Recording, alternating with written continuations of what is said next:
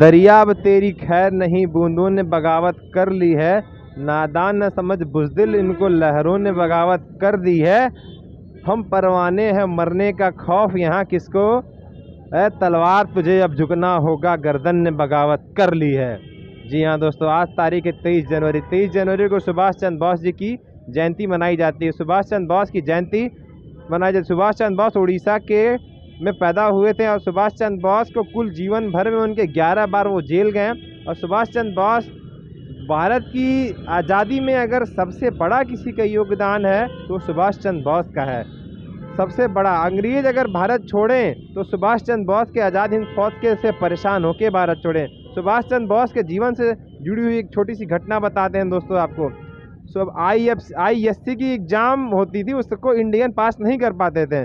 Subhash Chandra Bose ji London गए, British में वो ICSE का एग्ज़ाम पास किए और उनका रिजल्ट में नाम नहीं आया तो सोचे लग रहा फेल हो गया।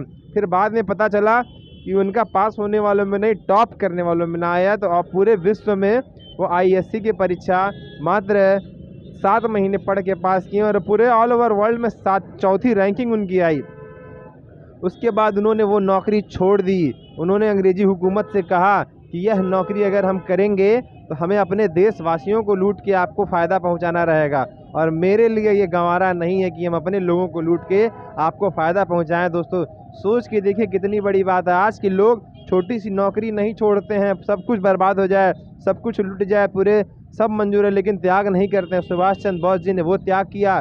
फिर जब वो इंडिया आए तो उन्हें पोरबंदर के बंदरगाह पे लाखों लोगों का हुजूम उनका स्वागत किया। जब लाखों लोगों ने उनका स्वागत किया, सुभाष चंद्र बोस को लगा कि अगर लाखों लोग हमारे स्वागत करने के लिए आ सकते हैं तो हम लड़ाई लड़ेंगे आज़ादी के लिए, लाखों लोग हमारा साथ भी देंगे।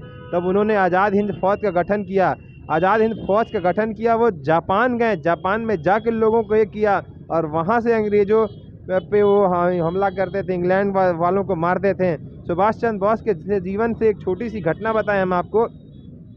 सुभाष चंद्र बोस जी जब आज़ाद हिंद फौज का गठन कर रहे थे तो एक माँ आई अपने अंधे बच्चे को लेके और कही कि हमारे बच्चे को भी अपने सेना में भर्ती कर लीजिए और ये भी आपके काम आएगा। सुभाष चंद्र बोस ने कहा कि आपका बच्चा तो अंधा है, लेकिन उस अंधे बच्चे का जो जवाब था कि अंधा हूँ तो क्या हुआ, मरूंगा तो दुश्मनों की एक गोली तो कम होगी।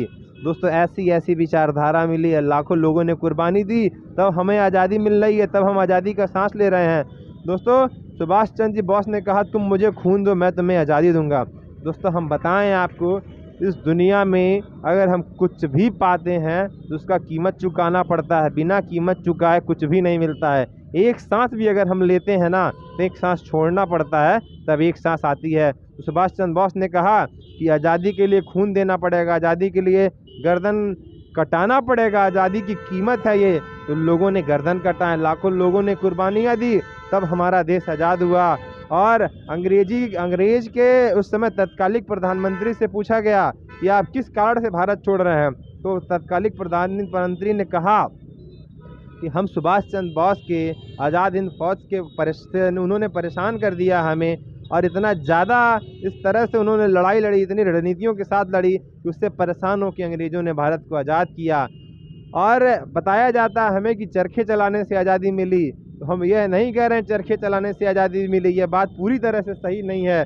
सिर्फ चरखे चलाने से आज़ादी नहीं मिली है, आज़ादी के लिए हमारे लाखों सैनिकों ने, हमारे बहुत महापुरुषों ने, स्वतंत्रता सेनानियों ने खून बहाया है, अपने जीवन की कीमत चुकाई है, जान कुर्बान किया है, तब यह आज़ादी मिल रही है, तब हम आज चैन की सांस ले पा रहे हैं। दोस्तों ऐसे सुभाष चंद्र बोस को नमन है हजार बार। और सुभाष चंद्र बोस जब देश आज़ाद हुआ तो अंग्रेजी हुकूमत ने एक समझौता किया कि सुभाष चंद्र बोस जिंदा या मुर्दा जिस भी हालत में हमें मिलेंगे आपको हमें देना पड़ेगा। दोस्तों यही वह कारण है कि सुभाष चंद्र की मौत का पता नहीं चला और पता नहीं क्या हुआ, फिर उनकी मौत की कोई एग्जैक्ट तारीख क्लियर नहीं हो पाई। धन्यवाद दोस्तों। दस्तक की आवाज़ से आनंद राव।